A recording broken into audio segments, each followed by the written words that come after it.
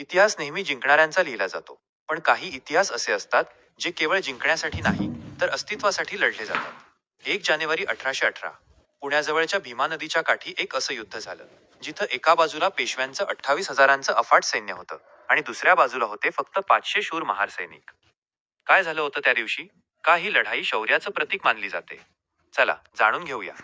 त्यावेळी महाराष्ट्रात पेशव्यांचे राज्य होते. पण समाजातील एका मोठ्या वर्गाला, म्हणजेच अस्पृश्य मानल्या जाणाऱ्या महार समाजाला अतिशय अमानवीय वागणूक दिली जात होती. गळ्यात मडकं आणि कमरेला झाडू. हा तो काळ होता. स्वाभिमानाची ही आग धुमसत होती. जेव्हा इंग्रजांच्या बॉम्बे नेटिव्ह इन्फंट्रीमध्ये या महार सैनिकांची भरती झाली, तेव्हा त्यांना आपली ताकद दाखवण्याची एक संधी मिळाली. 31 डिसेंबर 1817च्या रात्री कॅप्टन स्टॉन्टनच्या नेतृत्वाखाली 500 महार सैनिक शिरूरहून पुण्याच्या दिशेने निघाले होते. सलग 30 किलोमीटरची पायपीट, पोटात अन्नाचा कण नाही आणि पिण्याला पाणी नाही. अशा स्थितीत हे सैनिक भीमा कोरेगावला पोहोचले. समोर बघतात तर काय, भीमा नदीच्या पलीकडे पेशव्यांचे 28,000 सैन्य, ज्यात अरबी आणि गोसावी योद्धे होते, त्यांची वाट पाहत होते. 500 विरुद्ध 28,000. गणित अशक्य होतं.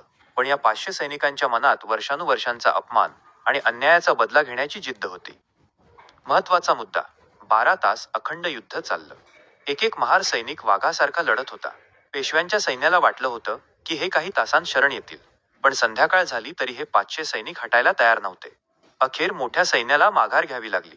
या युद्धात हुतात्मा झालेल्या सैनिकांच्या स्मरणार्थ इंग्रजांनी 1822 मध्ये तिथे एक भव्य विजयस्तंभ उभारला. त्यावर त्या 49 शूर सैनिकांची नावे कोरलेली आहेत. पण हा इतिहास जगासमोर खऱ्या अर्थाने आला 1 जानेवारी 1927 रोजी, जेव्हा डॉक्टर बाबासाहेब आंबेडकर यांनी या स्तंभाला भेट दिली.